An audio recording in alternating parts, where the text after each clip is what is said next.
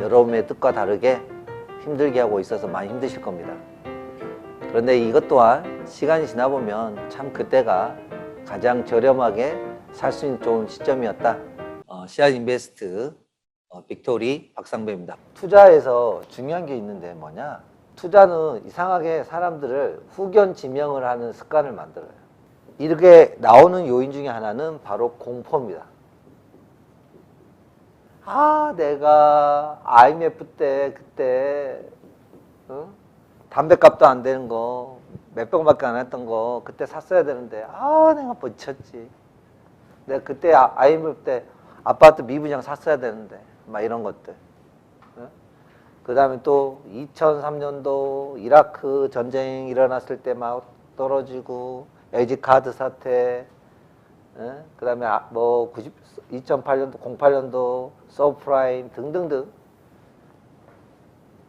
한일 무역 전쟁 뭐 등등등 수많은 이런 것들이 있음에도 불구하고 가장 최근에는 또 뭐가 있었죠? 작년에 2년 전에 코로나.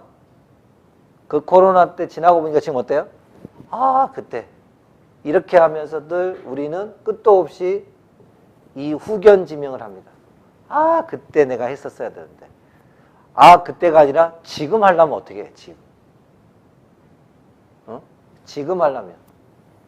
선견 지명까지는 아니더라도 이런 말은 없어요.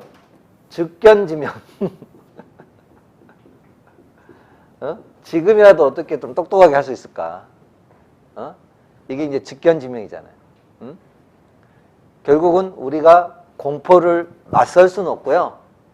공포에서 이길 수 있는 유일한 비결은 바로 뭐냐면, 투자에서 비결은 바로 여기서 여유자금이라는 건 뭐냐, 돈이 많은 걸 뜻하는 게 아니라 데드라인이 짧지 않는 돈, 뭐 학자금, 그 다음에 전세자금, 이렇게 반드시 써야 되는 돈인데 투자를 하게 되면 결국 주식시장이 계획대로 안 돼서 이렇게 내려갔을 때 결국 손절을 하게 당해서 엄청난 손실을 입을 수 있어요. 그렇기 때문에 우리가 여유자금하고 또 중요한 게 뭐냐면 바로 투자에 대한 어떤 끈기와 이런 것들이 있지 않으면 이게 쉽지 않습니다. 준비되지 않은 상태로 들어오는 개인 투자자들은 공포영화는 그 후폭풍이 그날 보고 나서 그날 저녁 아니면 일주일, 뭐 3일 이 정도 무섭거든요. 그런데 자기가 정말 힘들게 벌었던 돈, 10년, 15년, 20년을 심지어는 50년을 벌었던 그 목숨 같은 시드머니를 이 주식시장에 들어와서 엄청난 수업료를 내고 손실이 볼 수 있기 때문에, 그리고 난 이후에 정신과 치료와 멘붕에 빠집니다. 공포 영화보다 더 무서운 건, 닭살이 돋는 건 뭐냐면, 여러분이 모은 전 재산을 잃었을 때 사람은 견딜 수가 없습니다. 여러분의 지금까지 모은 모든 걸 잃었을 때 그것만큼 그게 심한 게 없다는 거죠. 그래서 오늘 우리가 해야 될 건 뭐다? 바로 공포 영화보다 더 무서운 주식시장이 되지 않기 위해서는 잘 준비가 필요하다. 여러분들 운전면허 따실 때도 마찬가지죠. 운전면허도 스텝 바이 스텝이 필요합니다. 처음에 운전대 하면 많이 겁나잖아요. 그죠? 그런데 우리가 도로주행을 하고, 그리고 또 10,000km를 뛰고 50,000km를 뛰고 이렇게 뛰면서 조금씩 달라진다는 거죠. 그렇게 하면서 기회가 오는 거죠. 우리 모두 고민해야 될 게 뭐냐, 이제는 무서운 주식시장이 아니라 어떻게 하면 이 주식시장을 통해서 나의 자산이 늘어나는 자산의 파트너가 될 것이냐. 그런데 준비되지 않은 사람한테는 주식시장이 위험한 시장이 돼요. 근데 운전면허 딸 때만큼은 우리가 법규도 있고 여러 가지에 의해서 좀 준비를 하는 경향이 있는데, 주식시장에는 특별히 누구나 들어올 수 있습니다. 누구나 들어올 수 있기 때문에, 그런데 누구나 들어오지만 누구나 수익을 낼 수 없는 것이 주식시장입니다. 혼자 보면 잠 못 자요. 극강의 공포영화 베스트 10이 있는데, 그 중에서 한 3개 정도 제목을 보니까 이거 무섭더라고요. 첫 번째 그것, 2017년에 나왔던 영화고요. 그리고 컨저링이라는 영화가 또 있죠. 공포영화. 한번 공포영화 좋아하시는 분들은 꼭 한번 봐보시고요. 그 다음에 이제 여고괴담도 이제 이렇게 있었네요. 자, 그런데 공포영화와 공포주식, 에밍하우스 망각곡선을 따지면 에밍하우스 망각 곡선 기준으로 따지면 공포 영화는 기간이 짧습니다. 상당히 빨리 잃어버려요. 그런데 이쪽은요, 그 고통과 충격이 훨씬 길다는 특징을 갖고 있습니다. 그리고 또 하나, 2번, 공포 영화는 혼자서 그 공포를 본 사람만 와요. 근데 주식시장은 아빠만 했어요. 아빠만 했는데 문제는 아내도 영향을 받을 수 있고, 자녀도 받을 수 있고, 지인들도 받을 수 있고, 심지어는 사돈의 팔촌까지 그 주식 공포 영향에 직간접적인 영향을 받아서 그 분위기가 훨씬 안 좋아질 수 있어요. 훨씬 더 그 공포의 여파가 더 크다는 겁니다. 그 다음에 공포 영화는 비용이 13,000원 정도라고 봤을 때 이 주식은 손실이 나면 무한대입니다. 그래서 그 공포를 잘 다루지 못하면 수업료가 너무 셉니다. 공포 영화는 방금 말했던 것처럼 어때요? 유효기간이 하루에서 일주일, 길면 보름이지만 투자해서 공포를 통해 느껴야 할 이 참담한 기간은 몇 달, 몇 년이 아니라 평생일 수도 있어요. 이 공포에 대한 것을 잘 직시해야 됩니다. 주식을 사는 게 아니라 이 기업의 미래 가치를 알고 앞으로 이 기업이 1년, 2년, 3년, 5년, 10년, 15년, 20년을 가져갈 때 그 매출액이 늘어가면서 돈 찍어내는 기계.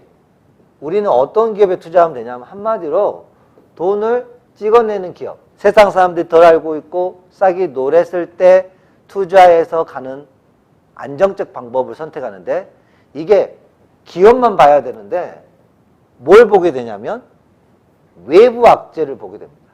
그 외부 악재가 일시적으로 파도에 의해서 이 기업을 이게 투자하는 사람들 눈을 가려버리죠. 그래서 기업은 안 보고 원래는 봐야 될 그 기업을 놓치고 누굴 보냐면 자꾸 외부에 들려오는 소리에 주목합니다. 운전을 할 때 브레이크가 없다면 내가 탄 자동차는 살인무기입니다. 맞죠? 엑셀과 브레이크가 함께 있어야 되거든요. 그런 것처럼 주식 투자도 마찬가지입니다. 주식 투자에서 엑셀은 무엇이고 주식 투자에서 브레이크는 무엇일까요? 그것을 우리가 끊임없이 자문을 하고 질문을 하면서 찾아가는 겁니다.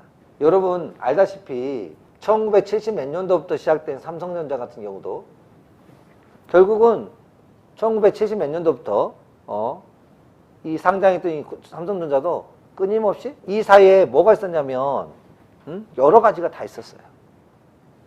예를 들면은 뭐 오일 쇼크도 있었고 엄청났죠. 이 오일 쇼크는요 정말 여파가 엄청 셌죠. 수많은 전쟁, 그 다음에 질병, 그 다음에 IMF에 삼성전자도 직격탄 맞았었죠. 닷컴 버블 이후로 또 빠졌었죠. 이라크 전쟁, 뭐 수많은 사이에서 삼성조차도 외부에 시달렸어요. LG 카드 사태, 뭐 등등등. 그 다음에 뭐 서브프라임, 그 다음에 그리스 사태, 뭐 아시아 위기, 뭐 수많은 위기가 있었지만 결국은 삼성전자는 자기의 길을 걸어갔습니다. 이게 보면 세상 사람들한테 뭘 보라고 자꾸 이야기를 하냐면 기업은 안 보고 이런 외부 사건만 보면서 주식 투자를 하는 분들, 그러면 결국은 그 파동을 잘못하면 내가 팔면 바닥이고 내가 사면 고점에 그 파동 사이클 걸릴 가능성이 무지 높아요. 그래서 우리가 고민해야 될 것은 뭐냐면 바로 공포에는 절대로, 그러면 왜 세력들은 이 공포를 이용할까요? 오늘의 수입의 핵심은 이거예요. 바로 이거 뭐냐면 공가를 쳐서 포기를 하는 게 공포야. 그래야 주식을 헐값에 던진다. 그래야 지네들이 물량을 많이 확보해서 천문학적인 수익을 가져갈 수 있다. 이게 바로 공포의 실체입니다. 오늘 인사이트 있지 않아요? 공포는 뭐라고요? 공갈 쳐서 포기시키는 거예요. 미디어에 광고 주는 개인들이 아닙니다. 그걸 우리는 알아야 돼요. 이 투자의 본질은 개인들로 눈으로 보면 당해요. 여러분이 생각이 내가 세력이라면 어떻게 할 건가를 생각해야 돼요. 그들은 끊임없이 우리를 미디어 앞에 앉혀야 되는 게 숙명 과제입니다. 그래서 뉴스를 보도하든 뭘 보도하든 드라마를 보든 선정적이거나 이렇게 할 수밖에 없어요. 왜? 시청률이 올라갈수록 천문학적인 돈이 들어오기 때문에. 그러면 얼마나 좋아요. 우크라이나 러시아 전쟁. 사람들이 긴박하고 이러니까 끊임없이 재생산하기 너무 좋죠. 근데 우리는 그들의 이야기보다 더 중요할 건 뭐예요? 그 공포 속에서 그러면 이 공포 때문에 내가 투자한 기업들이 멈춰 있느냐, 이게 더 중요하죠. 차라리 우크라이나 러시아보다 더 무서웠던 것은 사실은요, 셧다운이 일어났던 2020년도 코로나가 더 무서웠죠. 코로나 실질적으로 공장을 못 돌리겠고 실질적으로 우리 삶에 영향을 미쳤습니다. 맞죠? 얘는 좀 공포보다 좀 더 있었죠. 왜냐하면 부분적으로는 현실이 됐으니까. 근데 그럼에도 불구하고 수많은 기업들은 오히려 실적이 늘어나고 오히려 늘어났다는 겁니다. 그래서 공포를 볼 때 그게 뻥카인지 진짜인지는 우리 스스로 고민을 좀 많이 해봐야 돼요. 그래서 나의 입장에서 판단하게 되면 리스크가 커진다.